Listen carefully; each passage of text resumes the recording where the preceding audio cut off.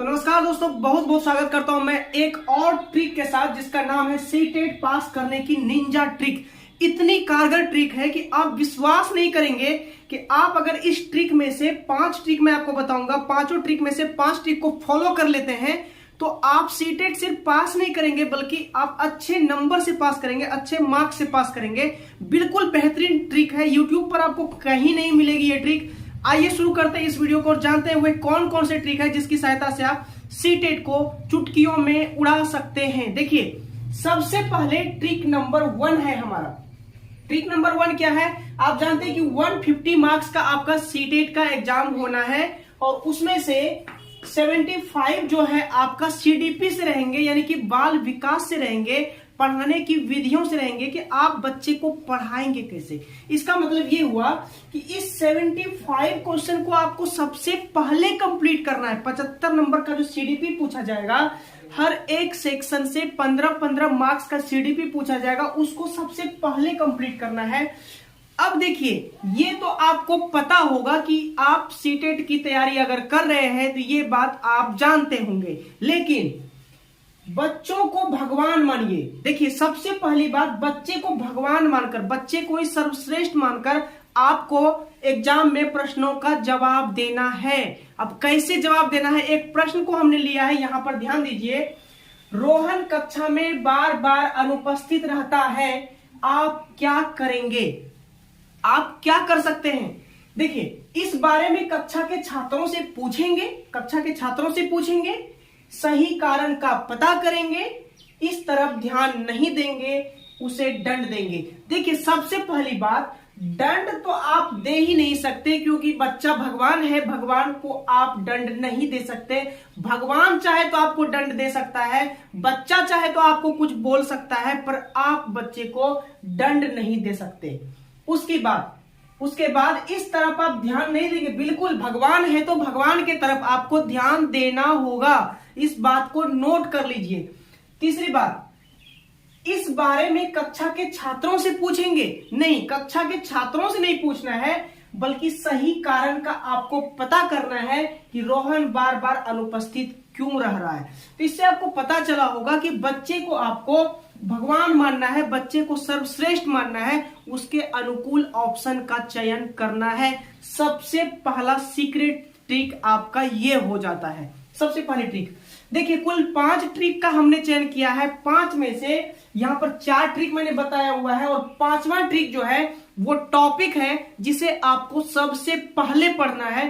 तो इस 4 ट्रिक को देखने के बाद उस 5वें ट्रिक को आप जरूर देखिएगा, जो कि वीडियो के अंत में मैं आपको बताऊंगा। ठीक है, चलिए आते हैं दूसरे ट्रिक पर। दूसरा ट्रिक क्या है? नकारात्मक जवाब और सकारात्मक जवाब। परीक्षा में आपको हमेशा नकारात्मक जवाब यानी निगेटिव आंसर को क्रॉस करना है और सकारात्मक उत्तर का जवाब देना है। सकारात्मक आंसर पर आप क्लिक करेंगे। अब आप कहेंगे, सर नकारात्मक जवाब सकारात्मक जवाब क्या होता है? हमें नहीं आता। तो देखिए, एक एग्जांपल मैंने अभी एक और लिया है।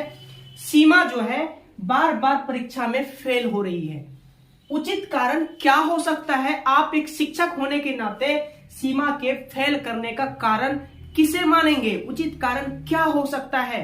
तो देखिए, पढ़ाई पर ध्यान न देना। सीमा पढ़ाई पर ध्यान नहीं दे रही है, इसलिए वो फेल हो रहा है। पढ़ाई के योग्य नहीं है वो, और जो है सीमा मंद बालिका है, यहां पर रोहन लिखा गया, उसके लिए सॉरी। सीमा मंद बालिका है, शिक्षण में सुधार की जरूरत है। आखिर आप क्या चूज करेंगे? ऐसा क्वेश्चन सीटेट बार बार पूछता है। देखिए, पढ़ाई पर ध्यान नहीं देना ये बिल्कुल नहीं होगा। क्यों? क्योंकि आप उसे ठीक से पढ़ा नहीं रहे, आप उसे प्रोत्साहित नहीं कर रहे, इसलिए वो पढ़ाई पर ध्यान नहीं दे रहा है। तो यहां पर उल्टा आप फंसेंगे, यानी कि आपके शिक्षण में त्रुटि है कहीं ना कहीं, इसीलिए वो पढ़ाई पर ध्यान नहीं दे रहा है। दूसरी बात, पढ़ाई के योग्य नहीं है। ऐसा नहीं होता, हर एक बालक पढ़ाई के योग्य है। कुछ जल्दी सीखता है, कुछ देरी से सीखता है, पर पढ़ाई के योग्य बिल्कुल होगा। क्या सीमा मंद बालिका है? मंद बालिका भी नहीं है। अगर मंद बालिका वो है भी तो आपको उसे पढ़ाना है, उसे उस योग्य बनाना है, इसीलिए तो वो आपके पास गई है, इसीलिए तो आपको विद्यालय में शिक्षक के रूप में तैनात किया गया है। ठीक है, शिक्षण में सुधार की जरूरत है। बिल्कुल हाँ, आपके शिक्षण में कहीं ना कहीं खराबी है, इसीलिए सीमा बार बार परीक्षा में फेल हो रही है। ठीक है, तो देखिए यहां पर आपको क्या दिखा कि जो हमारा सकारात्मक था, जो पॉजिटिव आंसर था, उसको हमने चयन किया। क्या पॉजिटिव आंसर? शिक्षा में सुधार की जरूरत है। अब अगर शिक्षक ये सोचने लगे कि मैं तो ठीक से ही पढ़ा रहा हूं, नहीं, वो आप निगेटिव सोच रहे हैं कि मैं ठीक से पढ़ा रहा हूं, आपको और ठीक से पढ़ाने की जरूरत है ना, शिक्षण में सुधार की जरूरत है। कहने का मतलब है आपको हमेशा सकारात्मक जवाब का चयन करना है, निगेटिव को हमेशा काटना है। अब ये निगेटिव जवाब क्या होता है? निगेटिव मतलब नकारात्मक। बच्चे को दंड दो, उन्हें पीटो, है ना, सजा दो, रटाओ, व्याकरण कठोर, हतोत्साहित कर दो, मतलब उसकी मनोबल को गिरा दो, ये होता है निगेटिव जवाब। तो देखिए ये ट्रिक नंबर 2 हम लोगों ने देख लिया। आते हैं ट्रिक नंबर 3, जो कि काफी ज्यादा धमाल मचाएगी। क्यों? अब मैं बोल रहा हूं धमाल मचाएगी, वाई, क्यों? इसीलिए क्योंकि अगर आपके पास एग्जाम में समय की कमी है, अब जो है एग्जाम में समय की कमी है, आपके पास 2 या 4 मिनट बचे हैं और आपके पास 15-20 क्वेश्चन बचे हुए हैं, नहीं बना पाया आपने, समय का मैनेजमेंट आपने नहीं कर पाया, उस स्थिति में ये ट्रिक काम आएगी। उस स्थिति में आपके ये ट्रिक बिल्कुल काम आएगी, बड़ा और पॉजिटिव जवाब। यानी कि आपको हमेशा बड़ा जवाब और पॉजिटिव जवाब का चयन करना है। अगर आपके पास समय नहीं है, बिल्कुल तुक्का ही मारना है। क्यों? क्योंकि आपके पास समय नहीं है, आप क्या करेंगे? प्रश्न छोड़ के कोई फायदा तो है नहीं। सीटेट निगेटिव उत्तरों पर अंक नहीं काटता है, तो इसका मतलब आपको सभी क्वेश्चन बनाने हैं। सभी क्वेश्चन बनाने हैं तो छोड़ने से आपको क्या फायदा, है ना? तो आपको उस स्थिति में क्या करना है? अगर आपके पास समय का मैनेजमेंट नहीं हो सका वहां पर, उस स्थिति में क्या करना होगा? तो ट्रिक नंबर 3 ही नोट कर लीजिए, यही आपको उस वक्त काम में आएगा। वो क्या है? बड़ा और पॉजिटिव जवाब। अब सर ये क्या होता है, हमें नहीं पता। तो देखिए बड़ा और पॉजिटिव जवाब क्या होता है, इसके लिए मैंने एक प्रश्न को चुना है। वो प्रश्न क्या है? भाषा शिक्षण में बाल साहित्य का उद्देश्य क्या है? यानी भाषा शिक्षण में बच्चे को बाल साहित्य पढ़वाना, इसका उद्देश्य क्या हो सकता है? जीवन कौशल सिखाना? नहीं, बच्चा उतना छोटा प्राइमरी लेवल का बच्चा जीवन कौशल अभी धीरे धीरे सीखेगा, तुरंत नहीं सीख सकता। नियमों की जानकारी देना बिल्कुल भी नहीं हो सकता बच्चों को। अब देखिए आप कहेंगे सर आप तो ऑप्शन पढ़ने लगे, मेरे पास पढ़ने का समय कहां रहेगा? तो आप क्या करेंगे उस वक्त? आपको ऑप्शन भी नहीं पढ़ना है। आप देखिए इसमें से सबसे बड़ा कौन सा ऑप्शन है? तो देखिए बच्चों को उत्साहित पाठक बनाने के लिए प्रोत्साहित करना, ये बड़ा भी है और पॉजिटिव जवाब।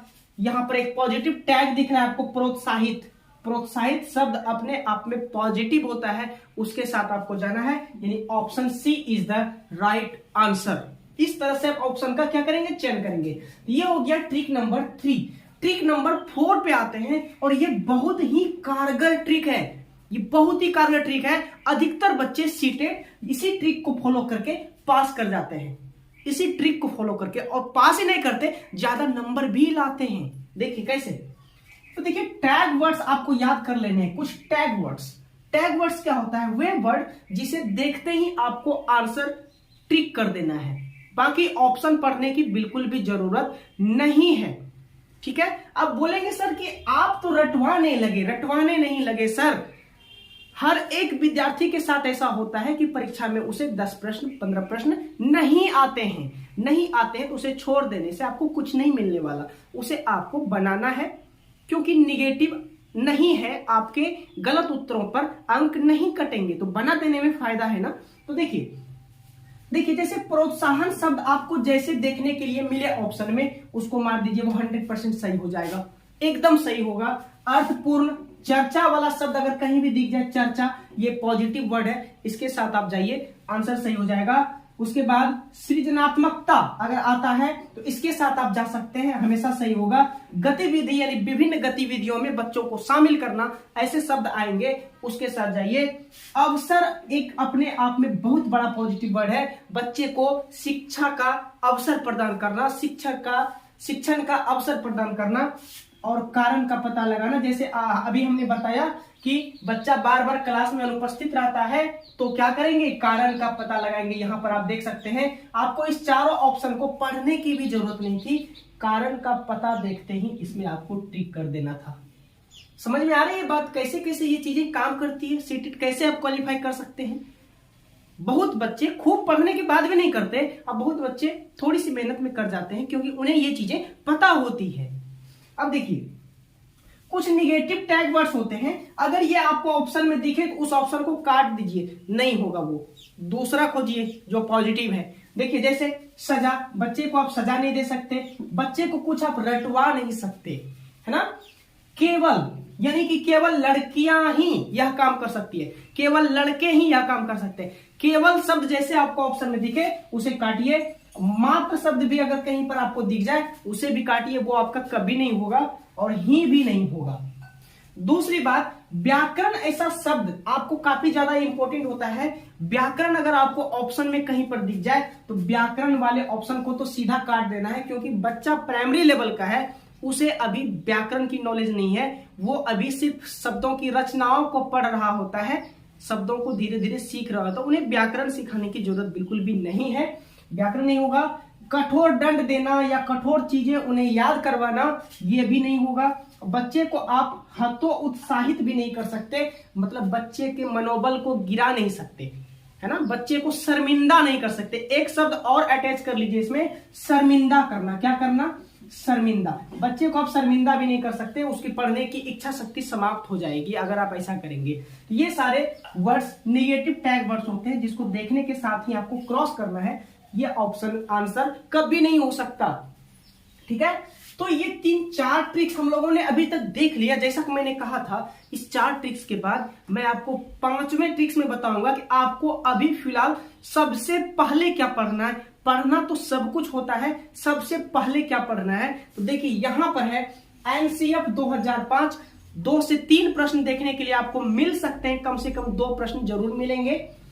पियाजे पढ़ लीजिए, कोहलबर्ग और वाइगोत्स्की, इसके बारे में जरूर पढ़ लीजिए, यहां से हर साल क्वेश्चन आते ही आते हैं। उसके बाद मूल्यांकन एक चैप्टर है आपका सीडीपी में, मूल्यांकन।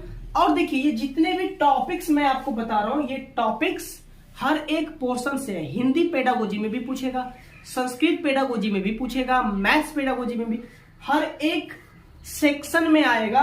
मतलब ये 75 नंबर क्लियर करवाने की रणनीति बता रहा हूं। क्या बता रहा हूं? रणनीति। समझ में आ रही है आपको बात? देखिए उसके बाद बुद्धि पढ़ लेना है आपको, इंटेलिजेंस। उसके बाद आनुवंशिकता पढ़ लेना है आपको।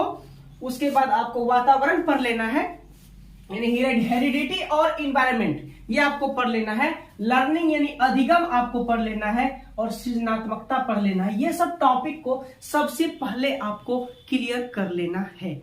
इतना चीज अगर आप इस 5 ट्रिक को फॉलो कर लेते हैं, मैं उम्मीद करता हूं 101% मैं आपको विश्वास दिलाता हूं, सीटेट आपका कहीं नहीं जाने वाला, दोनों ही पेपर में आप क्वालिफाई रहेंगे। तो ये थी हमारी सीटेट पास करने की निंजा ट्रिक। ठीक है, आपको वीडियो कैसी लगी हमारे कमेंट बॉक्स में जरूर बताइएगा। अगर किसी पार्टिकुलर टॉपिक पे वीडियो चाहते हैं तो कमेंट बॉक्स में जरूर लिखिएगा। सबसे पहली बात तो दोस्तों, चैनल को सब्सक्राइब जरूर कर लीजिए और बेल आइकन को दबा दीजिए, ताकि इस तरह की महत्वपूर्ण वीडियो आपको मिलती रहे सबसे पहले।